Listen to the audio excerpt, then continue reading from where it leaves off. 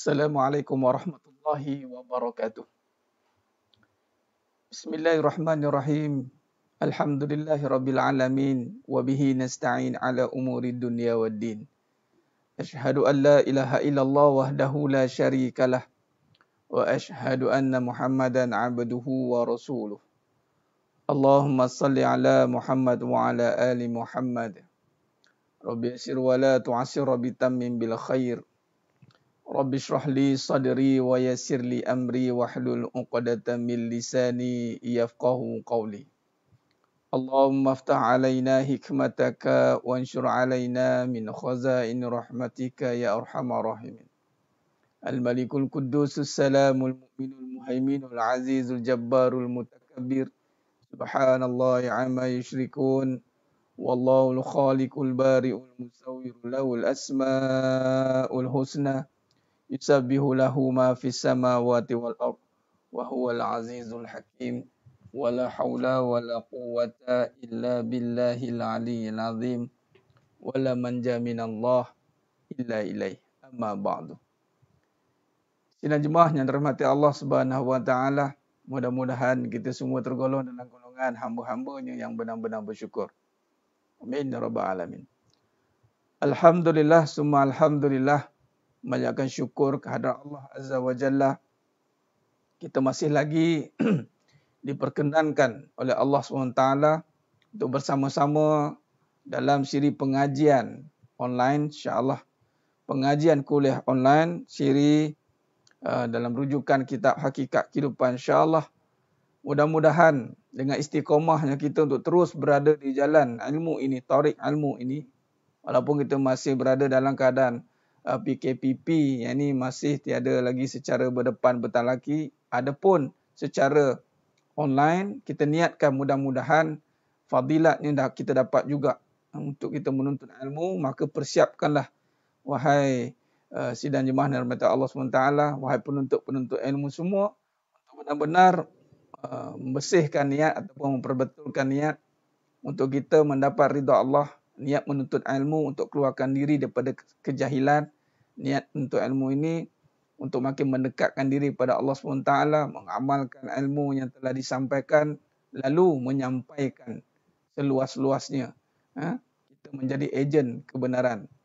Jadi alhamdulillah kepada semua yang telah bersiaran bersama dengan saya pada malam yang penuh barakah ni, kuliah lepas Isyak. Alhamdulillah, tabarakallah, mudah-mudahan Allah limpahkan barakahnya kepada semua penuntut-penuntut ilmu online, insyaAllah. Mudah-mudahan dari siri pembelajaran kita dari hari ke hari, yang membawa kepada dah berapa siri ni, wallahualam lah, tak kira dah pun.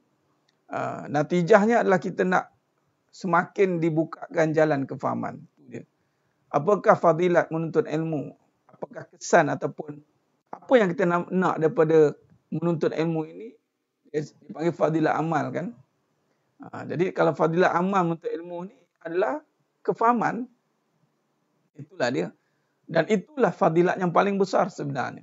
Fadilat yang paling besar itulah kefahaman. Kita nak cari macam-macam fadilat kan. Fadilat yang melibatkan harta lah, harta melimpah ruah lah, macam-macam. Fadilat itulah, fadilat inilah, kadang-kadang tu direka-reka pun ada. Adapun fadilat ini adalah amal ini yang tertinggi. Sebab amal yang tinggi itu adalah ilmu, menuntut ilmu. Ilmu ni menjadi tunjang kepada kehidupan dan amalan. Maka atas bagi segala perkara itu adalah kefahaman. Sebab itu adalah kefahaman itu menjadi satu tujuan ataupun satu perkara yang menjadi sandaran sebelum kita melakukan apa saja. Hilang kefahaman, hilanglah segala-galanya. Hilang kefahaman, maka hilanglah segala-galanya. Kita tidak akan sefahaman. Bila tidak sefahaman, itulah nanti macam-macam hal akan berlaku. Bila tak sefahaman, maka nanti macam-macam hal lah akan berlaku. Ini kan kalau kita lihat tidak sefahaman, sebab berlaku sebab tak ada kefahaman. Kekeliruan ataupun dalam agama. Kenapa kita tidak mampu menterjemahkan kehidupan beragama? Kerana kita tidak dapat kefahaman dalam beragama. Ini dia. Kefahaman tu adalah satu fadilat yang paling besar. Jadi itulah ketika Allah SWT nakkan seseorang itu kebaikan. Kata Nabi SAW, ingat, kebaikan itu didasari dengan kefahaman. Ma yuridillahu bi khairan yufaqihu hafiddin. Ingat perkara itu banyak-banyak. Faham, nakkan faham. Dan faham ni hanya pada Allah. Jadi nak Allah bagi faham, maka kita kena bersungguh tunjukkan kita punya kesungguhan nak faham. Aku malas faham lah, tak faham lah, payah, biarlah. Dia mana tak dapat lah. Ataupun dia tak nak bersusah-susah menuntut ilmu. Dia tak nak bersusah-susah untuk mendengar pengajian. Tak nak bersusah-susah untuk bagaimana kita nak merungkai persoalan-persoalan kehidupan. Nampak? Jadi dunia ini pentas ujian. Dunia ini negeri ujian. Darul imtihan. Bila kata ujian, kita kena buatkan persiapan untuk memahami skema soalan dan skema jawapan. Ini kena faham. Ya, faham agama. Agama terbagi kepada dua dalam perbahasan ulama. Agama yang didasari dengan dipanggil din, yang disebut saja agama, itu inna dina indallahil Islam. Perbahasan yang kedua itulah din, the way of life, cara hidup. Jadi kalau kita nak lihat seseorang itu menguasai agamanya adalah dengan kita melihat kehidupan dia. Nampak? Sebab sebenarnya mata Allah SWT, saya nak mukadimahkan dulu pada malam yang penuh barakah ni tentang persoalan kehidupan. Ada yang bertanya dengan saya. Ada yang bertanya dengan saya tentang permasalahan kehidupan. Baik, alhamdulillah. Bantu dulu saya bacakan. Waalaikumsalam warahmatullahi pada semua yang beri salam. Baik, terima kasih yang dah bersiaran bersama dengan saya. Jangan lupa tekan butang share dan like. Itu bahasa online sekarang. Share dan like. Sebar-sebarkan sementara menunggu sahabat-sahabat kita yang lain masuk. Baik, saya nak buat mukadimah dulu sebelum kita meneruskan pengajian kita pada malam yang penuh barakah ni, dan kita buat murojaah, dan memang ada kaitan dengan apa yang kita syarahkan, insya-Allah. Baik. Berkenaan dengan menguasai kehidupan. Bagaimana kita nak lihat kita menguasai agama? Itu adalah dengan kita melihat kehidupannya. Ingat. Bagaimana kita nak lihat adakah kita ini menguasai agama? Itu dengan kita lihat adakah kita menguasai kehidupan. Sebab tu dua-dua aspek ni kita kena faham. Agama dan kehidupan. Dia tidak boleh dipisahkan. Baik. Jadi apa yang saya nak kaitkan di sini adalah daripada perbincangan si fulan ini, hamba Allah ini, dia berceritakan tentang permasalahan kehidupan dia. Saya ambil sampel kes ni kisah benar ni. Yang bertanya itu adalah seorang parent bertanya tentang berkisah tentang seorang anaknya. Tentang salah seorang pada anaknya. Dan bercerita tentang keadaan konflik yang berlaku pada rumah tangga anaknya. Dan si ibu dan bapa ni, parent ini, beranggapan bahawa ya saya dah beramal. Saya pergi ke surau, saya beramal, saya mengaji. Dia cerita amalan. Itu masih satu juzuk daripada kehidupan, saya berkata. Tapi nak bagi tahunya, orang yang benar-benar memahami agama, dia tidak lagi mempunyai masalah kehidupannya sebenarnya. Tapi kalau masih lagi berbicara soal masalah, dia tidak menguasai agama sebenarnya. Ini hati-hati, sebab tu kita kena menghayati, kena menyingkapi topik kebenaran. Topik kebenaran.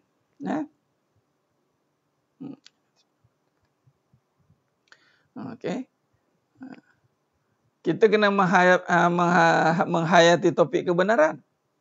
Sebab apa yang dikongsikan di situ adalah dia telah menguasai amalan. Dia kata dia menguasai amalan. Tapi Permasalahannya adalah kehidupannya. Apa yang saya ceritakan, bila saya tanya lagi satu perkara, saya tanya pula tentang kehidupan dia, si yang bertanya ni. Rupa-rupanya, dia pun ada masalah juga. Ini masalah dia. Dia berkait-kait. Saya tak boleh cerita secara detail lah.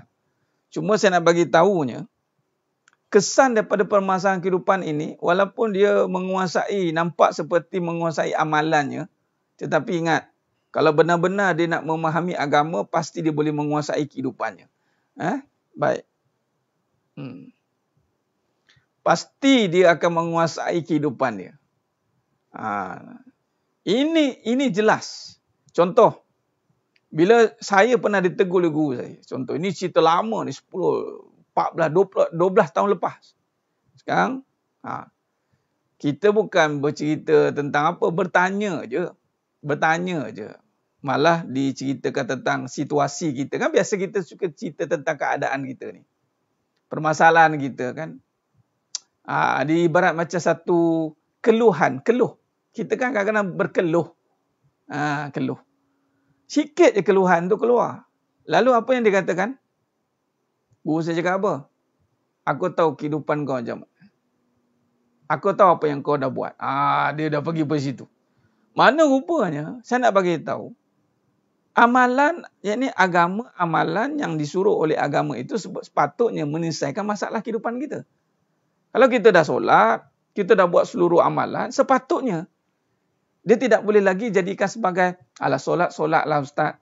Satu bab lain, satu bab masalah ni. Dia nampak macam cacah merbah nanti. Nanti kita tak nak jadi fitnah. Kita tidak boleh memisahkan, ini namakan tidak boleh memisahkan antara kehidupan dan agama. Kita tidak boleh beranggapan tak apalah, dia solat-solat lah. Itu hal rumah tangga dia, itu cerita lain. Dia bergaduh tu standard ustaz. Tak boleh sebenarnya. Bergaduh dengan suami itu standard. Suami isteri sedangkan lidah lagi tergigit. Ini kan pula manusia. Padahal awak solat. Tunggang-tungging solat. Tapi permasalahan kehidupan ni masih belum selesai. Kenapa? Maknanya di situ dia belum menguasai agama. Jadi menguasai agama itu mesti dilihat pada kehidupannya. Kalau kehidupannya itu sudah dikuasai, sudah aman daripada perkara-perkara yang boleh meresahkan dia, keluh kesah dalam hidup dia, maka di sinilah kita akan lihat bagaimana kefahaman untuk dia mendalami tentang agama, insya-Allah. Sebab tu kalau tak mendalami agama lagilah kehidupan dia akan lagi tersasar. Sebab kehidupan dia mesti dengan agama. Suka atau tak suka, nak atau tak nak, agama akan memandu kehidupan. Itu injin, hakikatnya itu pada agama, syariat itu pada kehidupan. Kalau pecah pada hakikat syariat, agama tu hakikat dia, isi dia, akar dia. Syariat dia kehidupan. Ingat, syariat akan menguji hakikat. Kalau kehidupan dia ada something wrong somewhere, kata orang Jawa kata. Contoh saya boleh kaitkan juga seperti, orang banyak bercerita tentang permasalahan hubungan dengan manusia. Betul tidak? Hubungan suami isteri, dia dah tak serasi ustaz. Dah tak serasi ustaz, dah tak ngam ustaz, ada masalah hubungan. Masalah dengan klien, masalah dengan customer, masalah dengan suami isteri, masalah dengan anak-anak, hubungan. Percaya atau tidak, sebelum adanya manusia, sebenarnya kita hanya ada hubungan yang utama saja dengan Allah. Berapa ramai yang boleh kaitkan dia ada masalah hubungan dengan Allah. Malah dia rasa macam dia tak ada masalah hubungan dengan Allah.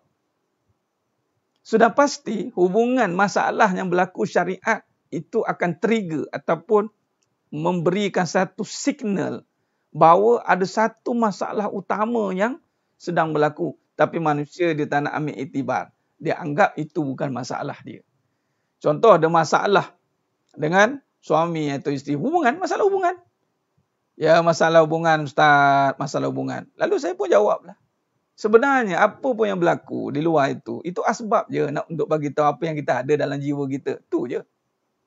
Tapi jarang kita nak kembali tu. Itu kata agama sebenarnya akan memacu kehidupan balik.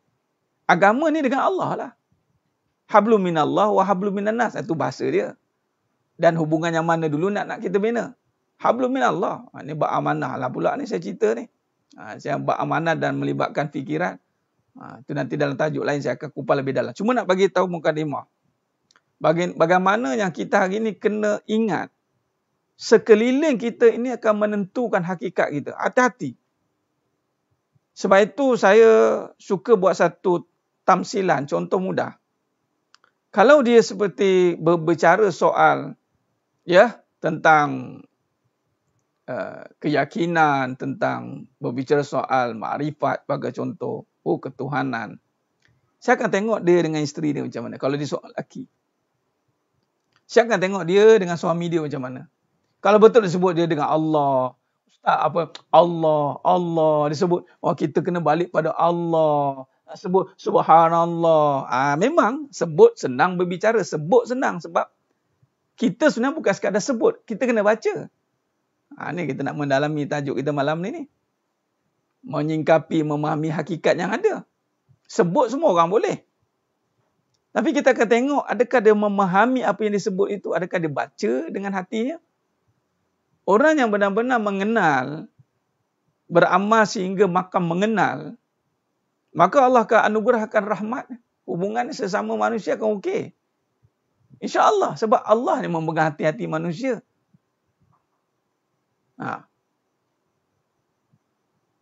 Ini yang kita nak tahu. Sidang jemaah mata Allah SWT.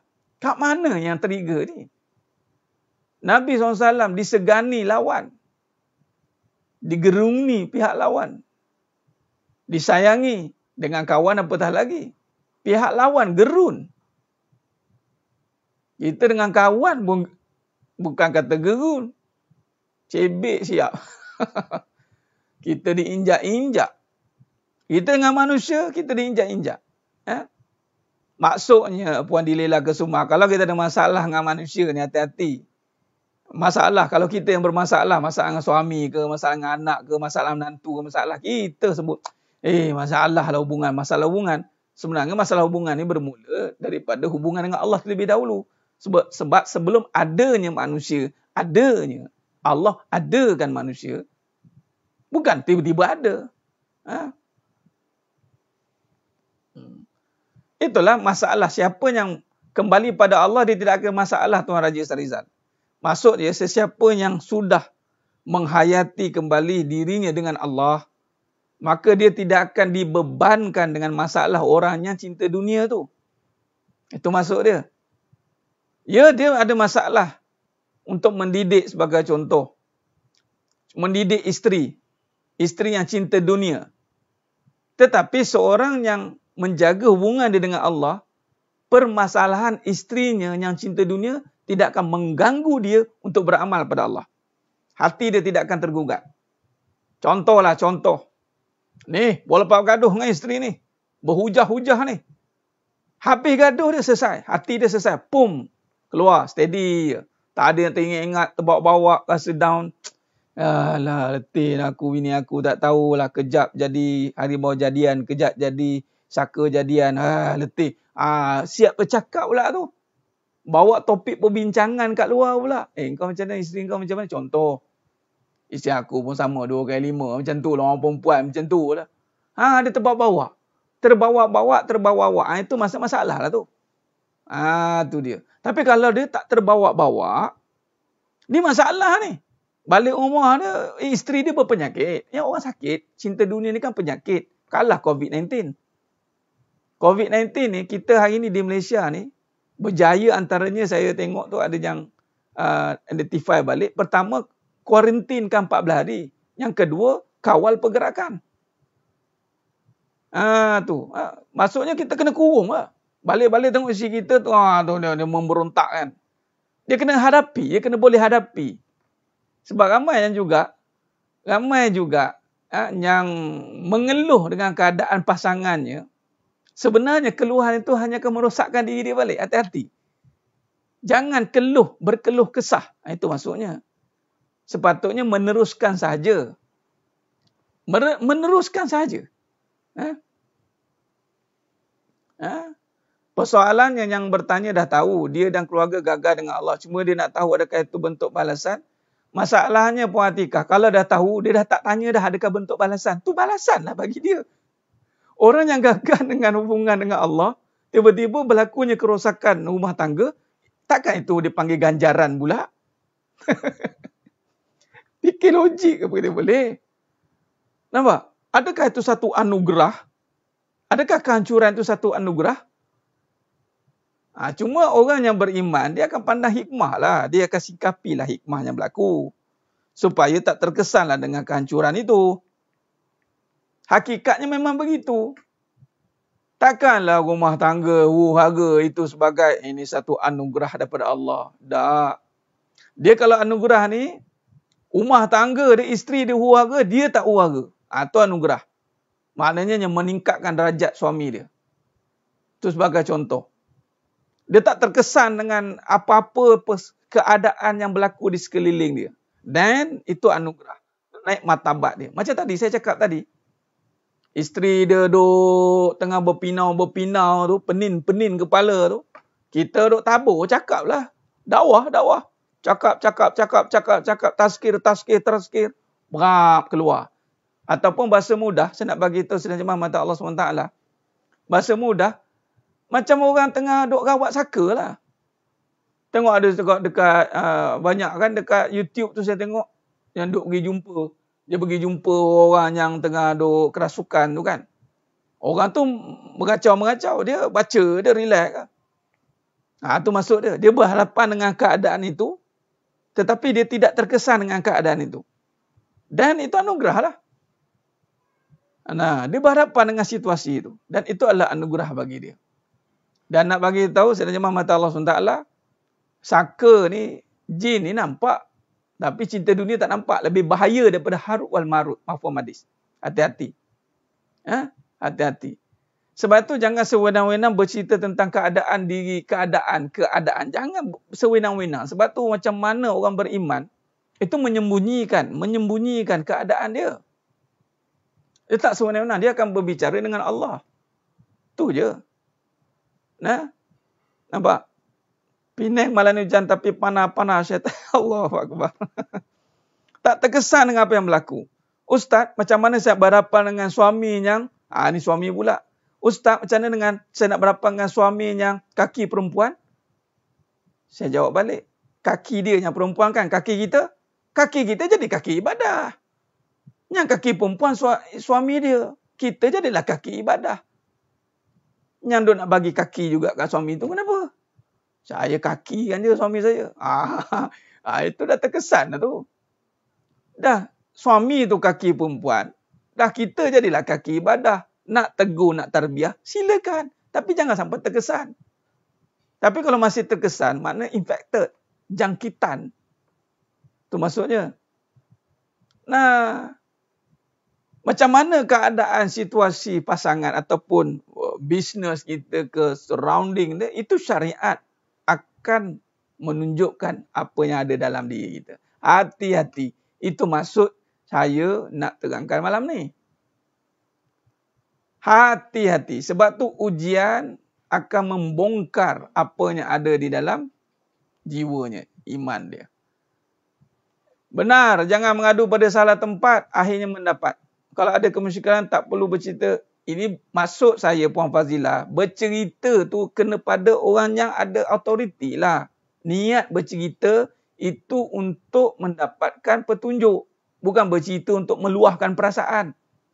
Kadang-kadang tu, nak tanya soalan tu, bukan tanya soalan, karangan dia bagi ya. Wah, tu dia. Tapi tak apalah, kena dengan yang tempat yang betul. Meletakkan pada tempatnya. Jadi jangan sewenang-wenang cerita dekat orang ni. Jangan sewenang-wenang cari. Sebab tu kena minta petunjuk Allah dulu. Supaya Allah temukan dengan ahlinya. Sebagai contoh, berjumpa dengan majlis ilmu. Kadang-kadang, biasa tak? Kebanyakan saya jumpa begitu. Waktu kuliah, sebelum tu nak tanya macam-macam. Tapi lepas kuliah, tak payah tanya dah Ustaz. Kadang-kadang tu, Ustaz ni macam tak tahu, dia duk kena kat aku ni. Ada memang Allah yang bagi tahu, bukan saya tahu. Dan perbahasan kita ni memang malam ini memang nak menyelesaikan masalah. Kalau mengaji tak menyelesaikan masalah, mengaji apa namanya? Memang mengaji nak menyelesaikan masalah. nak merungkai kekeliruan, nak merungkai segala yang dah terikat, tersekat. Dengan ilmu cahaya, dia akan merungkai semuanya. Nah, maka begitulah Allah akan jumpakan. Sebab tu saya kata istiqomah untuk ilmu. Istiqomah duduk dengan orang yang arif, yang alim, insyaAllah.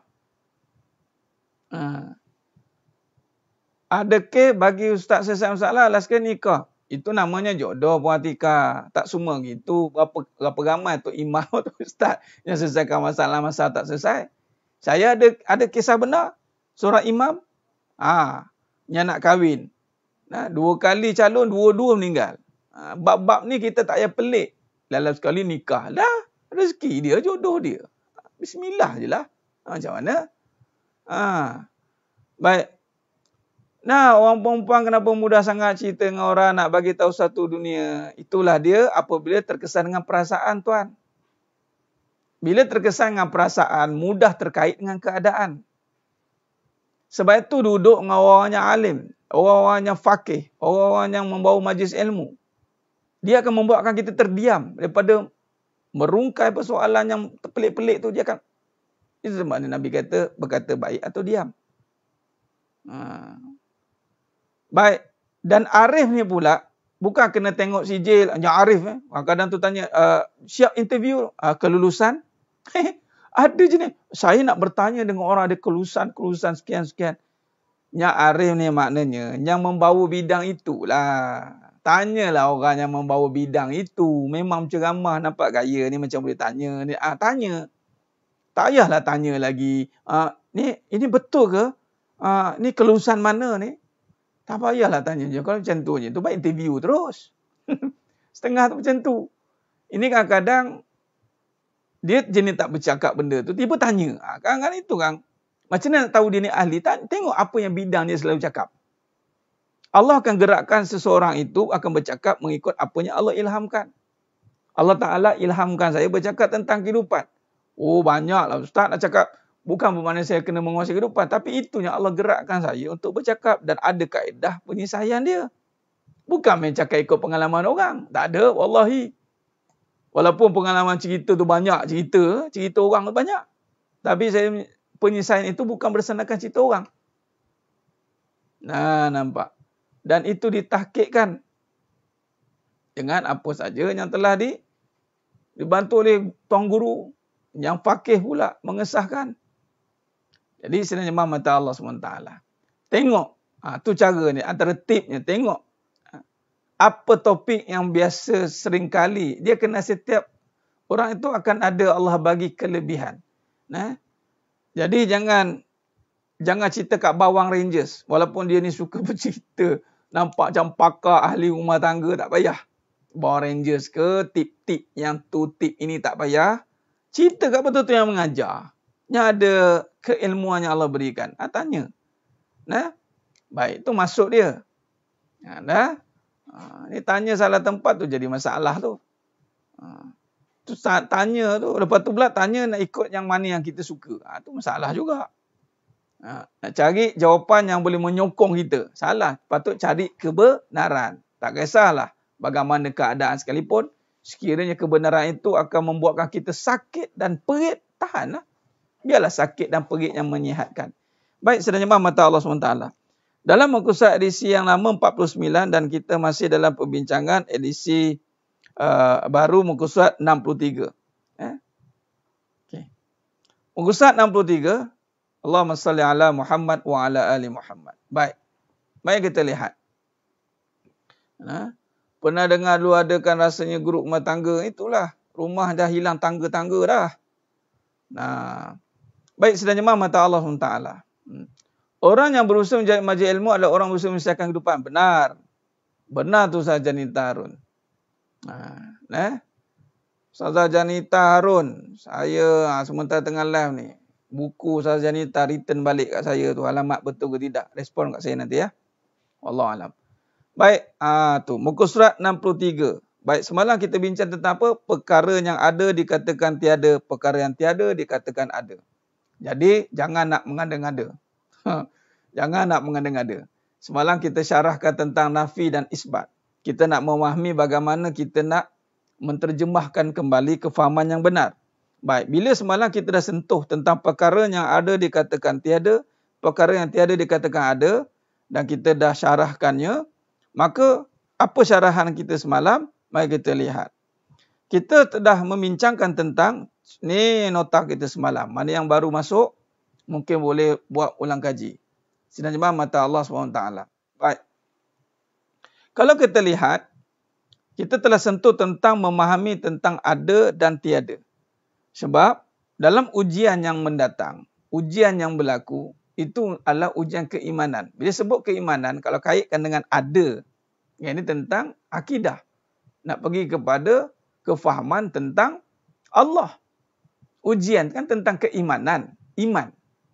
Jadi bila kata iman, jadi iman ni apa makna? Iman itu menyatakan, melihat. Itu sebab perbincangan kita ni ada dasarnya, yakni dasar kebenaran. Bila kata kebenaran, itu melihat bukan dengan mata kepala. Sebab tu dimulakan wahyu yang pertama itu adalah Iqra. Iqra, bacalah. Ni kena faham. Ini kita namakan pengajaran kehidupan bersandarkan kebenaran. Pengajaran kehidupan bersandarkan kebenaran. Bukan just cerita-cerita kehidupan. Tak mau. Baik, kita dah bincangkan bagaimana yang kita dah sentuh di sini. Kalau kita lihat, ada, tiada, jangan salah letak. Jangan salah tempat. Okay. Jadi, jangan salah tempat. Okay? Bila kata jangan salah tempat, maknanya apa? Kesilapan kita itu adalah apabila kita memahami ada ni, kita memahami kepada perkara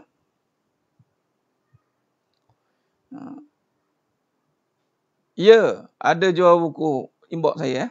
Baik. Ada ni merujuk kepada sifat. Yang ni kalau pergi belajar tentang sifat 20. Ini sifat yang pertama, awal ni ada ni. Dan kita gabungkan perbincangan tentang kehidupan. Ini sifat yang utama, yang pertama, wujud.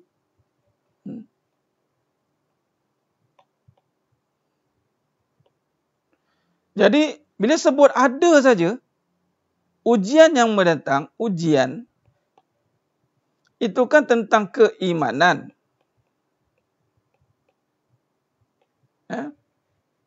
Ujian itu kan cerita tentang keimanan. Bila tentang keimanan, iman ni melibatkan percaya. Percaya. Bukan sekadar percaya, malah kita nak yakin. Percaya ni, lihat. Yakin, itu rasa. Mana lebih dalam. Percaya ni apa yang kita lihat. Yakin apa yang kita rasa. Atau perbincangan tentang zauq tu. Okey, yang ada buku Ustaz 63 ya. Ustaz 63. Ni saya cerita kesilapan ni. Kita pergi perenggan yang bawah.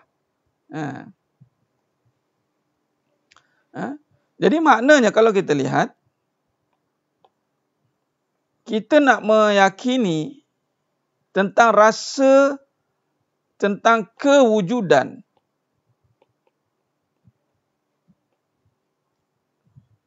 Rasa kewujudan. Sebab kalau lihat, nak percaya dengan kewujudan ni, tanpa ada kefahaman yang benar, maka ni jadi masalah. Ini jadi masalah ni. Sebab itu lihat, bukan sekadar lihat dengan mata kepala. Lihat itu dengan iman di dada. Barulah boleh mendorong rasa ini. Rasa yakin. Malah rasa yakin bukan sekadar main rasa-rasa. Dia mesti ada dasar ilmu. Jadi ilmu ni adalah ilmu kebenaran yang dimulakan dengan keimanan. Itulah bermula dengan Iqra. Iqra ni adalah bacalah. Bacalah. Bukan sebutlah. Nampak? Maka di sini, kesilapan yang besar yang mengundang kepada kerosakan dan kekecewaan itu di dalam kehidupan ini adalah apabila fasa yang paling penting ini tidak kita perhalusi, yakni nak rasa kewujudan Allah. Yakin tu tak sampai. Sedangkan sepatutnya ini asas keimanan. Ini yang berlaku. Ini yang berlaku. Maka kekeliruan pun berlaku. Berlakulah pertukaran sifat. Sebab lawan kepada ada tiada. Lawan kepada ada tiada. Bila tiada, jadi makhluk yang tiada sepatutnya. Tapi bila kita hadapi ujian, Allah rasa macam Allah yang tak ada. Ini yang bahaya. Maka kita kena hayati, bacalah ini. Bila kata nak bina yakin, nak wujudkan rasa yakin, bermula dengan ilmu yakin. Ilmu yakin. Bila kata ilmu yakin ni kita bahaskan malam ini, itu memahami tentang keimanan yang benar-benar berada dalam kebenaran yang kukuh agar hati tidak berbolak-balik. Hati tidak berbolak-balik. Bacalah ini. Nampak saya tulis itu, hati tidak berbolak-balik dan akan terganggu dengan fitnah-fitnah dunia dan kehidupan. Hati-hati. Maka di sini, kalau kita lihat, bila kata hati, dia melibatkan apa ni? Ujian melibatkan bila iman, ujian, iman dan jiwa. Nampak? Ni ujian dia akan pergi pada kehidupan. Iman ni dan jiwa ni patut pergi pada agama lah. Ini kehidupan dan agama ni. Maka ketika iman ini dimasukkan ke dalam jiwa. Nampak? Iman dimasukkan ke dalam jiwa. Maka wujudlah agama yang benar.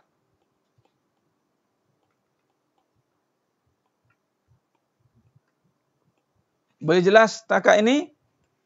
Baik. Apa saja ya Ustazah? Apa saja yang kita tidak mampu wujudkan sendiri, maka itu anugerah. Rasa. Rasa tidak boleh diwujudkan dengan diri kita sendiri. Rasa itu adalah anugerah. Rasa. Itu anugerah. Apa saja yang tidak mampu dalam kawalan kita. Okay? Baik. Iman, jiwa, ujian berkenaan dengan iman berkenaan dengan jiwa. Okey, baik. Jiwa ni ataupun berbahasa kita hati lah. Kita panggil hati. Apa yang ada? Ni soalan dia. Apa yang ada? Apa yang ada? Ni macam mana tak nak bola balik tu? Ni. Dan soalan ni, apa yang ada?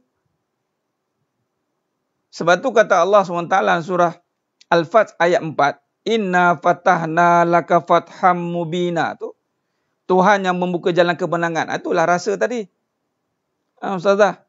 Dialah yang menurunkan semangat tenang dan tenteram ke dalam hati orang yang beriman semasa mereka beradang ataupun berhadapan dengan angkara musuh. Supaya mereka bertambah iman dan yakin. Berserta dengan iman dan keyakinan mereka yang sedia ada. Padahal Allah menguasai tentera langit dan bumi untuk menolong mereka. Dan Allah maha mengetahui lagi maha bijaksana. Nampak? Nampak? Maka di sini kalau kita lihat.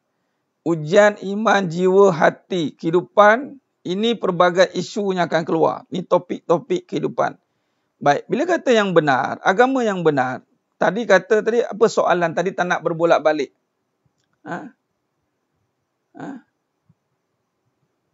Adakah ini dikatakan ihsan? Ya. Yakni apabila kita nak memperhalusi jiwa sehingga makam syuhud. Yakni syuhud ini maknanya melihat kebesaran Allah. Maka itulah makam ihsan. Baik. Maka yang benar. Bila kata tak nak hati, tak nak berbolak-balik. Yang benar. Apa? Allah ya mukallibal qulub sabbit qalbi ala din. Ad-din. Satu. Ad-din. Kalau tak nak hati bolak-balik. Yang pertama din. Cari kebenaran.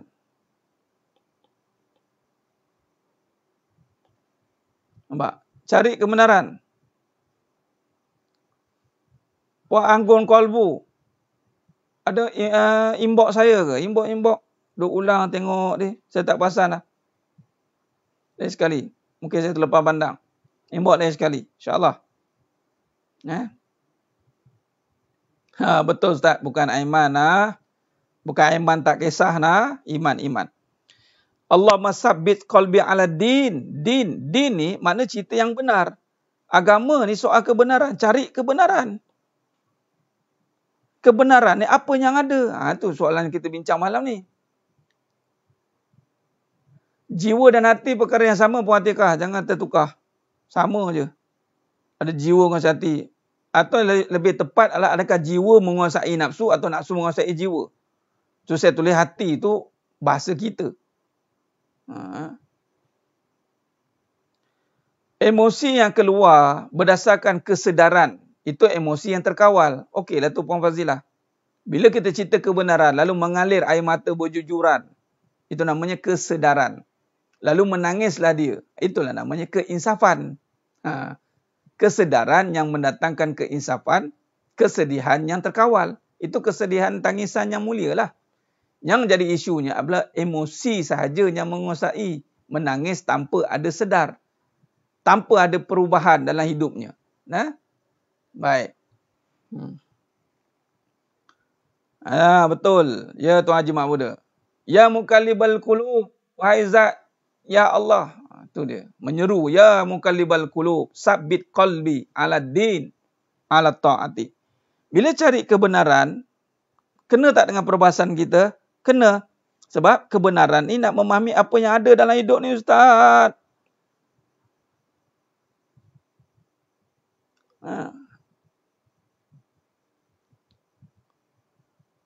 Kebenaran itu pahit bagi yang menentang, manis bagi yang menerima. Pahit bagi yang menentang, manis bagi yang lapang.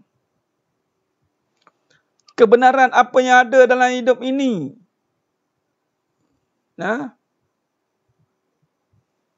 Cari kebenaran apa yang ada. Ni yang kita bahas malam ni. Tak nak bagi hati bolak-balik. Ni bukan sekadar doa kosong gitu. Maka doanya itu didasari dengan kefahaman. Ad-din, cari kebenaran. Sebab dalam surah Al-Fat ayat 28. Wallazi arsala rasulahu bil huda wa dinil haqq. Wallazi arsala rasulahu bil huda wa dinil haqq. Itu dinil haqq. Liyuzhirahu 'ala ad-dini kulli wa kafa billahi syahida.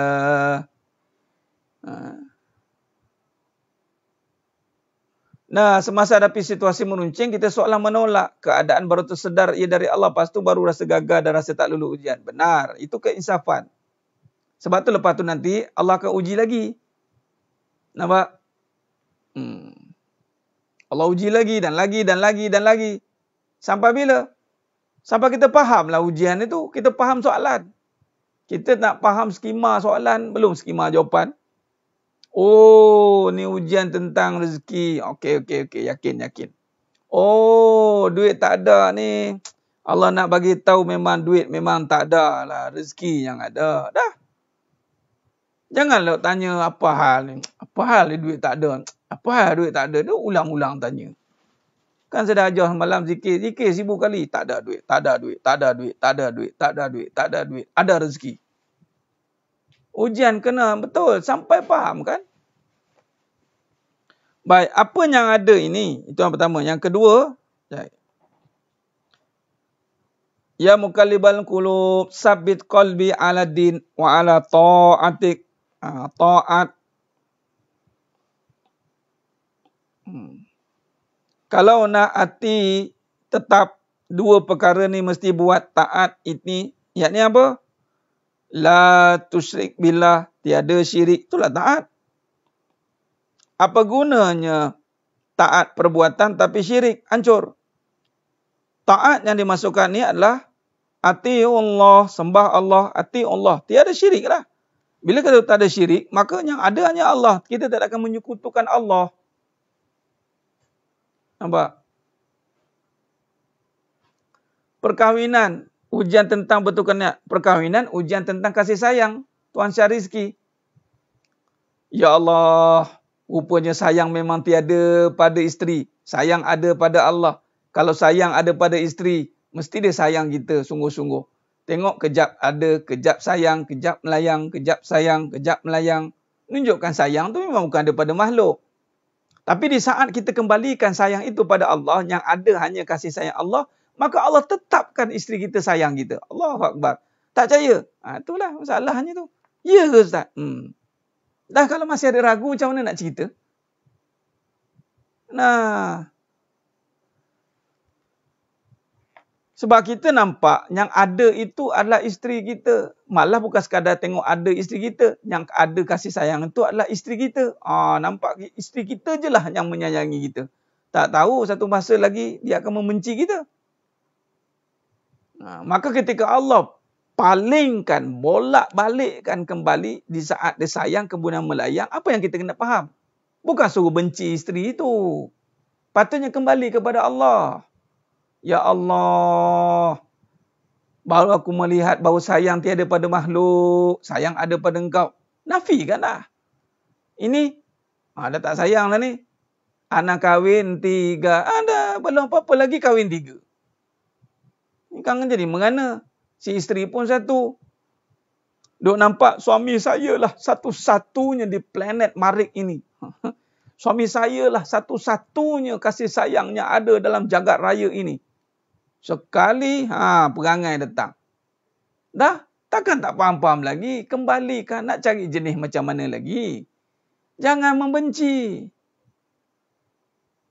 Jangan membenci. Itu maksud dia. Tawa-tawa. Ada tu tadi tahu dah tak boleh pergi dah. Dah tak boleh pergi. Sekarang dah tak boleh pergi dengan dia pergi sekali kan. Jadi sepatutnya hayati yang ada bukannya isteri, yang ada bukannya suami, yang ada kasih sayang Allah pada isteri, yang ada kasih sayang Allah pada suami. Khalas. Yang ada bukan duit, yang ada bukan harta. Yang ada kekayaan Allah pada harta. Allah terjemahkan sifatnya pada benda. Allah terjemahkan kekuasaannya pada dunia. Di saat Allah menunjukkan kuasanya, di saat apa? Tiadalah. Pau pening. Allah. Apa panggil? Allah. Apa datang zikir? Allah. Allah. Allah. Ya Allah. Tahu apa munajat Allah? Allah tunjuk kuasa. Sebab time ada, kita tak nampak kuasa Allah. Bila kita kena rezeki? Bila tak ada duit lah. Bila tak ada duit, baru tahu rezeki. Semua benda rezeki. Alhamdulillah, makan nasi, lauk apa? Lauk ikan masin. Ikan masin pun kerak 4 tu. Ikan masin kerak 4. Allah rezeki kita. Nampak? Apa saja bagi rezeki. Tapi bila dapat duit, ini je ke? Ini je ke? Hai. Tak mentanglah boleh bayar, boleh pilih apa nak makan dengan duit itu. Agiu, tanya. Ni je ke? Time tu dah tak kena rezeki, dia kena duit je. Allah hilangkan duit, baru dia nampak rezeki. Janganlah sampai Allah tunjukkan kuasa dengan Allah hilangkan semua. Baik kita faham dulu sekarang. Itu dia panggil matikan diri sebelum mati. Benar, manusia mudah lupa tu namanya manusia. Manusia.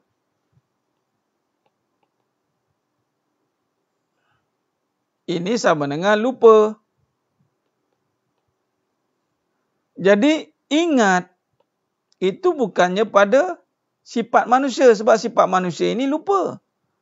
Sebab tu Nabi ajar minta doa. Allahumma inni ala zikrika wa syukrika wa husni ibadatik. Makam ingat itu makam ada. Allah adakan ingatan untuk manusia. Beruntunglah Allah adakan ingatan untuk ingat dia. Allah boleh palingkan kita ingat banyak lain. Bahaya. Ada yang kata zikir Allah tak ada faedah. Macam mana pula tak ada faedahnya Tuan Haji Mak Muda? Secara logik akalnya, hukum akal. Semuanya bermula dengan nama Allah. Iqra' bismi rabb, bismillah, dengan nama Allah. Nah, Allah. Itu Allahnya ajar. Bismillah. Iqra'. Allah suruh kan? Bacalah dengan nama Allah. Dan mafhum hadis Nabi kata barang siapa yang tidak baca bismillah, terputus keberkatan. Bismillah kan? Nah, begitu Haji Mak Muda. Bismillah. Ni. Sekadar ini je bismillah. Tak perlu habis pun tak apa. Sebab hadisnya bismillah. Dengan nama Allah. Nama Allah. Kemudian nama Allah. Ini ismu zat. Ismu jalalah. Ismul azim. Takkan tak ada makna, tak ada faedah kalau kita sebut yang utama ni. Padanya itu terjemahan nanti 99. Maka ketika menyebut ini, lalu meliputi segala-galanya. Yang tak ada faedahnya sebut Allah, tapi masih lagi menyalah-nyalah. Itu tak ada faedah. Sebut je nama Allah, sebut je, tapi tidak melihat. Ni tak ada faedah. Mana soalan Tuan Haji Mak Muda? Sebut Allah.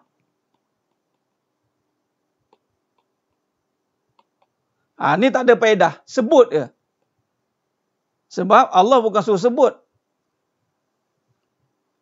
Kekuasaan Allah. Allah suruhannya adalah bacalah.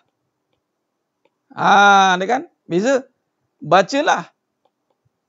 Dengan nama Allah. Bukan sebut Allah. Amal kita sebut, tak baca. Ni. Ini tak ada, dia buat yang ini. Yang ini tak ada faedah kalau sebut Allah saja. Ni kita boleh perbahasan. Sebab itu, bacalah yang ini, yang ini bawa faedah.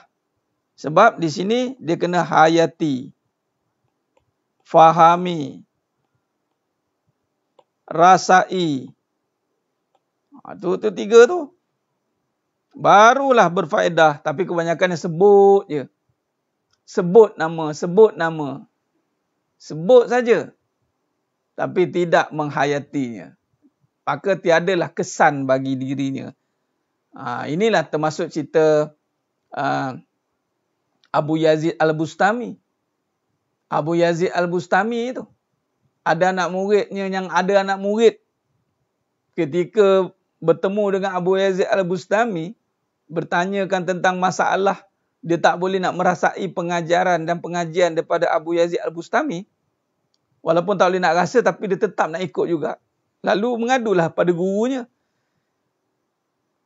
Kenapa aku tak boleh nak merasai dan tapi aku tak boleh nak meninggalkan kau, kata. Maka kata Abu Yazid Al-Bustami, kau takkan boleh buat apa yang aku suruh. Tolonglah, nak juga buat. Maka Abu Yazid Al-Bustami kata, tak boleh, kau tak mampu, nak juga. Okey, tak apalah. Maka Abu Yazid Al-Bustami suruh anak murid dia tadi buka pakaian yang dia ada sekarang itu, pakai baju compang-compeng, botakkan rambut dia, gantunglah kacang di lehernya dan suruh budak-budak di pasar pukul kepalanya dan bagi kacang. Dan dengan keadaan pakaian itu, pergi jumpa kawan-kawan dan anak murid engkau yang ramai. Maka terkejutlah si anak murid ni. Menyebut nama Allah. La ilaha illallah. Allahu Akbar. Abu Yazid Al-Bustami kata apa? Di saat engkau menyebutkan kata-kata itu, maka engkau sedang menyekutukan Allah. Bayangkan. Terkejut lagi. Allah katanya. Orang kafir menyebut nama Allah. Itu masuk Islam. Orang Islam menyebut nama Allah. Keluar daripada agamanya. Menyekutukan pula. Itulah dia. Sebab engkau sebut, engkau nak dimuliakan. Bukan nak memuliakan.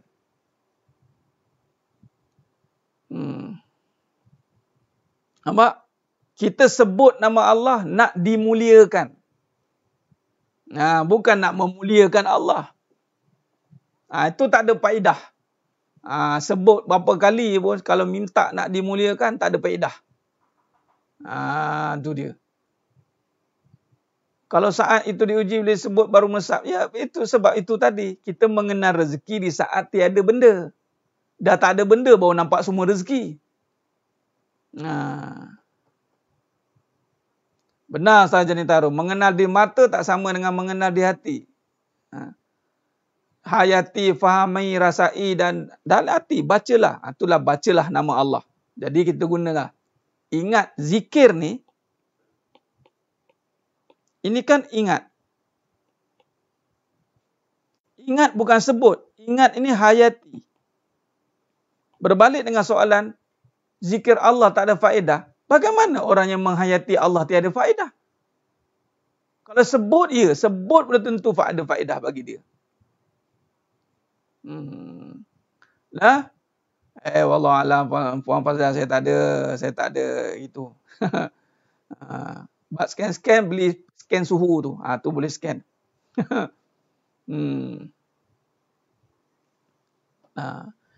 Jadi zikir itu bukan sebut semata-mata. Zikir itu menghayati sifatnya, menghayati kekuasaannya, menyelami segala suruhannya. Itu dia. Nah, sebenarnya mata Allah SWT. Nampak? Nah, jadi kalau kita lihat perbahasan kita, barulah kita boleh nampak tetap tadi tu. Ini ujian. Iman, jiwa, hati. Agama yang benar. Jadi ada tu. Kita faham yang benar. Yang benar. Ada. Hanya Allah. Itu benar. Yang lain semua binasa. Apa makna binasa? Ada. Allah mengadakan. Semakin kita bincang. Allah mengadakan kaya, mengadakan sifat, mengadakan segala-galanya. Jadi sebenarnya mata Allah SWT. Bila semakin kita memahami, menghayati hakikat yang ada, maka keimanan yang sedia ada akan semakin bertambah. Kita nak menghayati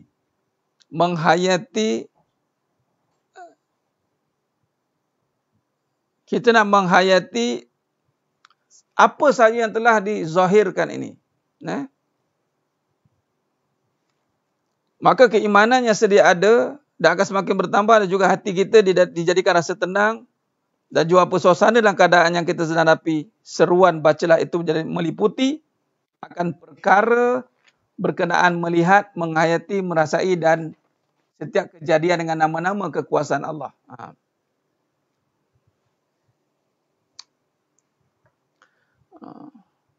Ustaz, bolehkah kalau kita mulakan berzikir walau paksa, insya-Allah semoga kita ikhlas menjadi amalan dan betul-betul menghayati. Kebaikan itu suruhan. Dia tak ada istilah paksaan. Jadi, paksa atau rela, dia ada satu suruhan. Jadi, sebut nama Allah itu satu suruhan. Jadi, suruh sebut. Sebutlah.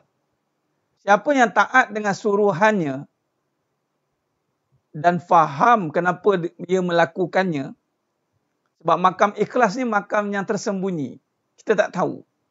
Tapi dengan ilmu kita mula menghayati. Kena sebut nama Allah. Kalau tak sebut nama Allah, everything is zero. Sebab semua dengan Allah.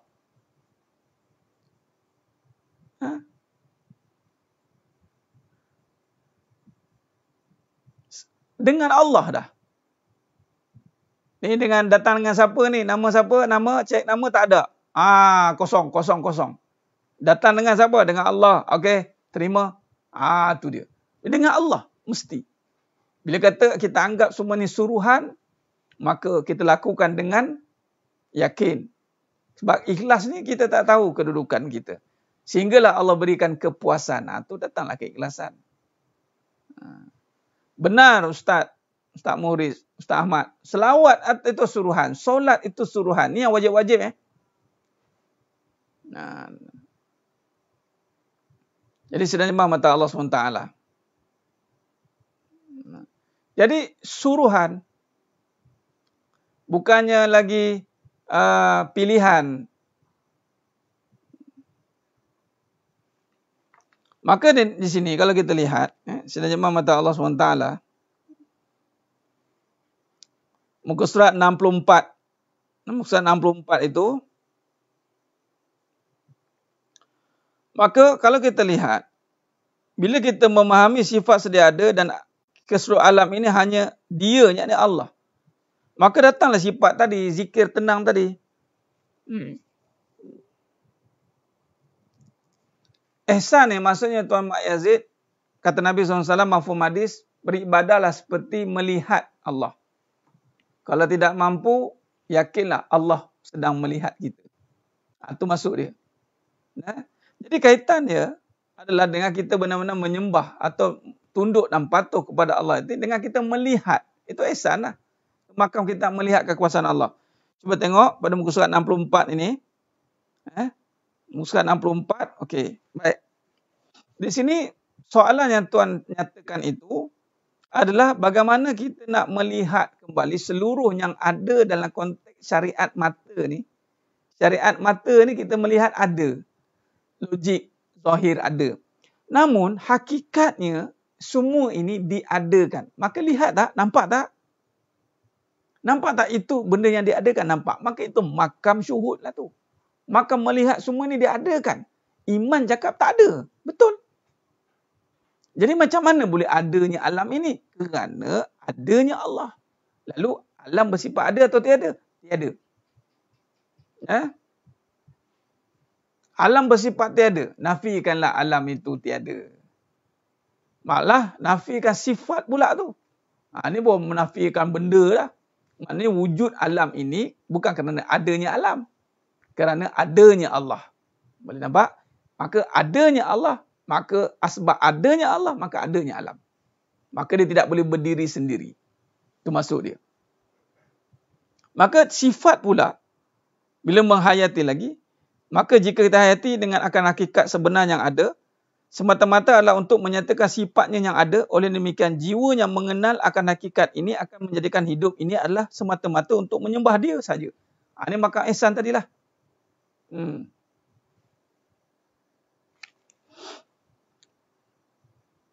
Jadi, mengenal akan hakikat ini yang menyebabkan hidup kita semata-mata nak sembah yang Maha Esa. Itu panggil Esa, mengesakan.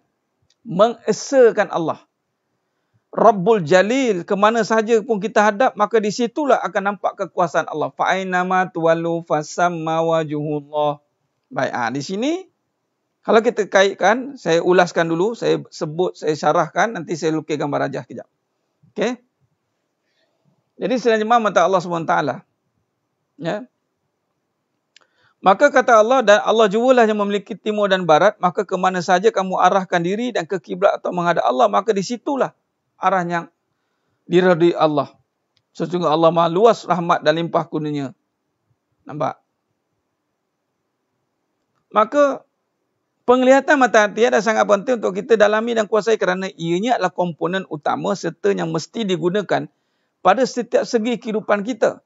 Jika mata hati ini tidak digunakan dengan sebaiknya dan tertutup dengan mata zahir semata-mata, maka akan berlakulah kerosakan dan menjadikan manusia jauh daripada Allah. Sedangkan segalanya ada hakikatnya adalah hanya menyatakan sifatnya Maha berkuasa dan sifat kita adalah hanya hamba. Apabila hidup tidak mampu melihat dan mengingati dia, maka di situlah bermula hati menjadi resah. Nampak? Nampak? Ya benar Cikgu Anis Sabirin. Halus sebenarnya. Inilah dia. Nampak? Kehalusan itulah yang menyebabkan kita tertipu. Talbis. Talbis iblis. Maka sudah jemaah mata Allah SWT. Gambar rajahnya begini. Baik. Maka bila kata hati, ini makam membaca. Membaca dengan hati. Apa maksud membaca dengan hati ni? Ataupun dipanggil mata hati. Maka membaca dengan hati itu adalah para ulama menterjemahkan tentang menghayati. Menghayati. Ini menghayati. Dia panggil tafakur, tazakkur. Itu bahasa-bahasanya lah. Menghayati, merasai.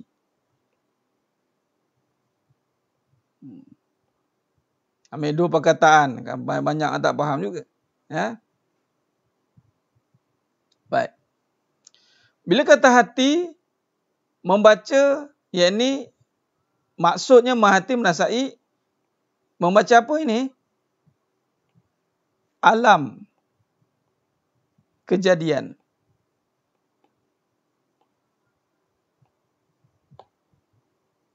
Ini persoalan Tuan Mak Yazid tentang ihsan.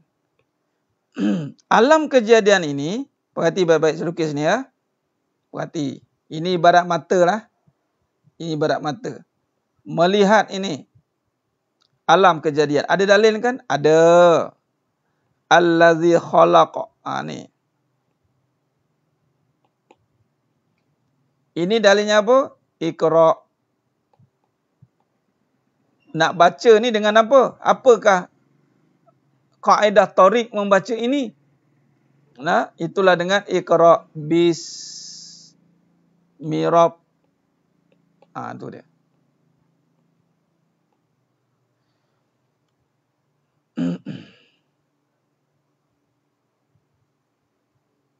Baik. Sedang jemaah mata Allah SWT. Maka bila hati, yakni melihat, yakni hati menguasai, dia akan mendorong mata zahir.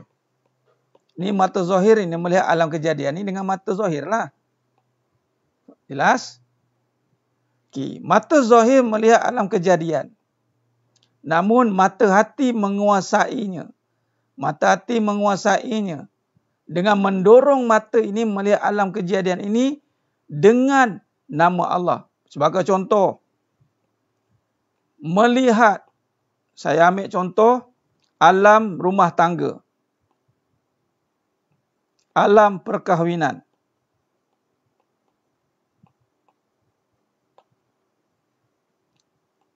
Alam perniagaan.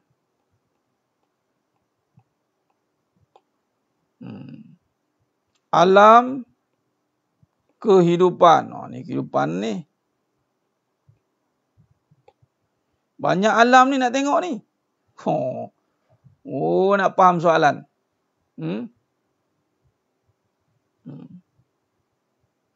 Maka ketika melihat alam kehidupan, yang mana terjemahnya ada alam perkahwinan, alam perniagaan, ada juga ni alam persekolahan. Ni. Dah mula buka sekolah ni. Sekolah menengah dah buka cikgu-cikgunya. Yang mana dah pergi sekolah ni. Persekolahan. Ni kan banyak alam ni. Ya. Habis semua tempat nama. Dia naik alam. Alam sekitar. Semua alam. Alam ni. Asal perkataan apa alam ni? Alam ni. Alam. Mengetahui. Alam. Alam ni, kalau kita lihat surah Al-Alaq tu, Allamal insana ma lam ya'lam. Jadi siapa yang mengetahui tentang perkahwinan? Cuba beritahu. Siapa? Siapa yang mengetahui tentang alam perniagaan? Orang yang berduit. Jangan putar alam. Putar alam tu apa panggil? Ponggah panggil. Ni, alam perkahwinan cerita tentang apa? Apa yang kita tahu tentang perkahwinan? Apa soalan alam perkahwinan ni? Sebab alam ni mengetahui apa yang kita ketahui. Itu kata lagu Rabbani. Apa yang kau tahu? Kita tak tahu apa. Jadi sebab apa kita tak tahu apa? Sebab perkahwinan bukan soal lelaki dan perempuan. Bukan soal sekadar suami dan isteri. Dia bukan sekadar jasad. Dia ada satu lagi alam yang kita kena mengetahui yang hanya Allah yang maha mengetahui, iaitu tentang Kasih sayang. Siapa yang lebih mengetahui tentang kasih sayang? Tolong jawab. Siapa yang ada? Allah. Kenapa kita tak nampak Allah? Ini namakan ihsan. Bila kita tak nampak kasih sayang, maka nampaklah keburukan ni. Nampaklah suami, nampak isteri, nampak perempuan, nampak lelaki. Maka bila nampak jasad, maka binasalah. Sebab makam jasad, makam binasa. Makam kasih sayang, makam ada. Jadi kalau terus kita melihat yang ada, maka dia akan jagalah yang binasa ini. Sebab itu walaupun banyak konflik, banyak kalau tengok jasad ni banyak kekurangan, tapi kenapa masih boleh bersama? Kerana adanya kasih sayang. Bila adanya kasih sayang, jasad macamnya kembang kuncup pun tak kisah. Ni sibuk nak kembang kuncup, nak kembang, nak kuncup, nak kembang. Itu aja fikir. Nak turunkan berat badan, baguslah turun berat badan. Tapi turunkanlah dosa tu yang utama tu. Dosa tu turunkan dulu. Skala dosa tu. Nampak Allah. Benar Tuan Razak. Jangan takut lagi nak sebut nampak Allah. Jangan takut. Sebab memang kita kena nampak Allah. Ni dah ada ilmu ni, janganlah takut-takut sebut nampak Allah. Macam mana? Boleh rujuklah kuliah Ustaz Farid. Senang jawapan. Dah tak kerti nak jawab. Tak apalah. Betul lah tu. Tak apalah. Macam contoh ni sekarang ni nampak. Sekarang ni kita dah nampak alam zahir. Okay, kita buat kesimpulan. Muka surat 64. Kita berhenti kat apa? Muka surat 64 ni. Okay. Kita berhenti kat muka surat 64. Yang sekarang ni kat sini je kita ni. Kita makam ni. Mata zahir tengok alam kejadian. Lepas tu macam hebat-hebat dia cakap. Padahal tak ada. InsyaAllah boleh. Bagus Tuan surah An-Najayat. Nak turunkan berat badan supaya ringan untuk beribadat. Bagus. Tak apalah. Dah masuk saya. Duk risaulah. Lepas tu nanti tak sayang lah. Badan dah kembang tak sayang lah. Abang ni kau sayang dengan yang model-model dia. Sebab tu isi kena jadi model. Dah. Sayang tu benda. Kena faham. Tak apa. Ini bukan soal. Kalau tak kerti jawab, Puan Adawiyah tak payah jawab. Share je. Bagus. Sebab kebenaran bukan untuk bersoal jawab. Siapa yang merasai, yang memahami dialah yang merasai. Kita ni mata zahir ni. Alam kejadian. Kita nampak ni je. Betul tidak? Yang ini je. Malah kita letak pula yang ini yang ada. Punggah. Hancur. Kan semalam kita dah bincang. Salah letak sifat. Zalimnya kita ni. Kita salah letak sifat. Zalim yang kita. Kita nampak perkahwinan yang ada. Perniagaan yang ada. Sekolahan ni ada. Alam persoalan ni ilmu. Ini ilmu. Perniagaan tu cerita tentang rezeki. Kasih sayang. Ni kasih sayang. Hidup. Hayun. Ini semua tentang sifat. Allah Akbar. Lihat suami nampak Allah. Lihat isteri nampak Allah. Jangan lagi ragu-ragu. Macam mana boleh nampak dengan ilmu? Nampak? Itu panggil Ainul Basirah. Jadi orang yang resah dalam rumah tangga itu bukan sebab tak ada apa. Bukan tak dapat macam-macam. Malah macam-macam dia dapat dah. Orang yang resah dalam kehidupan itu kerana dia tak nampak Allah. Itu je. Itu jawapan yang paling tepat. Dia tak nampak Allah lah menyebabkan dia resah. Dia nakkan apa lagi? Nakkan belayan, nakkan perhatian, nakkan apa? Bagi tahu. Kadang-kadang tu ada orang jumpa Ustaz, dah macam-macam saya buat Ustaz. Dia tetap tak puas hati juga. Dia tetap resah juga. Ya Allah.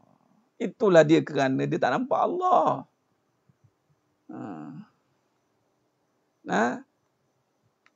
Ya. Itu dah namakan ujian tu soalan. Ujian syariat tu soal lah tu Tuan Raja Sarizal. Allah uji ni soalan lah ni. Soalan. Memang kena soal ni. Perkahwinan ni soalan. Perniagaan soalan. Ni soalan-soalan ni akan keluar. Nah, benar Ustazah Janita Harun. Tak ada yang buruk, melainkan kita yang kotor dalam melihatnya. Allahumma salli ala Muhammad wa ala ali Muhammad. Minum kopi dulu. Bismillah.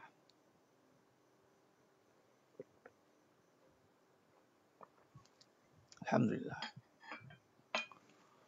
Baik. Inilah namanya kerana mulut, badan binasa. Mulut lah. Ni gambar mulut lah kan. Sebab kita sedap mulut dia bercakap. Kita sedap mulut dia. Kita cakap apa yang ada. Apa yang ada yang perkahwinan ni. Apa yang ada. Ada macam tak ada. Dan memanglah. Dulu duk perasan nak ada sangat. Dah ada suami macam tak ada. Ada macam tak ada. Jadi orang kufur lah. Dia akan jadi orang yang kufur. Time tak ada suami, nak ada suami. Bila dah ada suami, macam tak nak. Lebih baik macam tak ada, Ustaz. Macam tunggu kayu. Tengok Allah buat. Orang yang salah pakai sifat ni, serba tak kena. Ada macam tak ada. Time orang nak ni, dia pun nak buat. Time, dia ikut-ikut lah. Orang nak ada duit, dia pun nak ada duit. Kejarlah duit. Time tak ada duit, dah memang tak ada dah. Time ada duit pun memang macam tak ada. Ingatkan senang dah. Tak ada juga. Aku pun susah ni. Job itu, job ni. Oh, banyak pending. Oh, itu, ini. Banyak cerita. Banyak cerita pula. Cerita.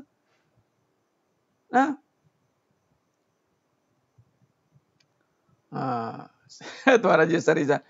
Pertama kali betul. Sebab pertama kalinya ada kopi malam ni.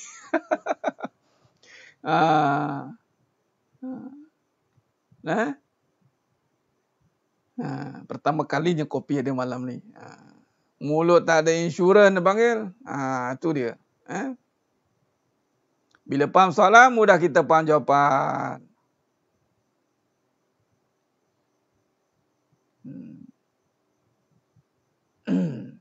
Baik. Baik, sedang jemaah mata Allah Subhanahu Wa Taala.